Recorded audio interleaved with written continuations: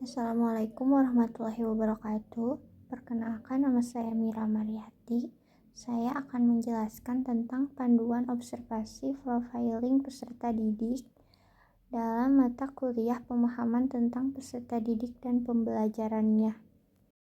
Panduan observasi profiling peserta didik adalah buku petunjuk pelaksanaan pengamatan secara langsung terhadap proses yang berlangsung yang berkaitan dengan profiling peserta didik.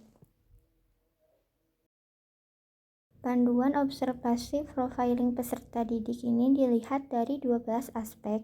Yang pertama etnik, budaya, status sosial, minat, perkembangan kognitif, kemampuan awal, gaya belajar, dan lain-lain. Sasaran sekolah observasi yaitu di SDN Citerep Mandiri 2 dengan 6 peserta didik yang akan diobservasi.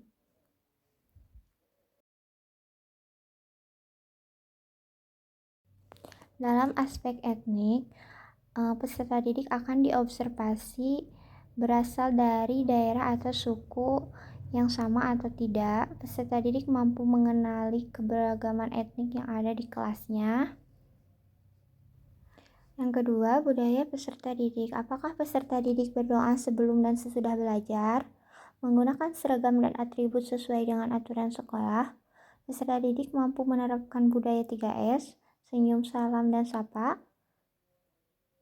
Status sosial, di mana tempat tinggal peserta didik dan apa latar belakang pekerjaan orang tuanya? Apakah peserta didik dengan kondisi sosial ekonomi yang berbeda memiliki hak yang sama dalam belajar? Minat, mata pelajaran apa yang disukai? Perasaan peserta didik dalam proses pembelajarannya itu apakah senang atau tidak? Kemudian ketertarikan peserta didik dalam belajarnya apakah semangat atau tidak? Perkembangan kognitif dilihat dari peserta didik mampu memberikan contoh sesuai dengan pengalaman sendiri, mampu melakukan penarikan kesimpulan pada materi, mendemonstrasikan hasil belajar. Kemampuan awal, peserta didik sudah bisa membaca atau mempelajari materi sebelum pelajaran dimulai. Peserta didik mengikuti materi pembelajaran dengan baik, kemudian dapat memahami materi pembelajaran dengan cepat. Gaya belajar peserta didik itu apakah lebih memahami pembelajaran jika disajikan dengan gambar, bagan, atau grafik, mampu menyimak pembelajaran saat mendengarkan. Motivasi peserta didik itu apakah hadir tepat waktu, apakah terlihat aktif memperhatikan penjelasan yang dijelaskan oleh guru, kemudian dapat mengerjakan tugas yang diberikan dengan tepat waktu. Perkembangan emosi, apakah peserta didik itu tidak merasa gugup atau takut saat guru meminta pendapat dan menjawab pertanyaan?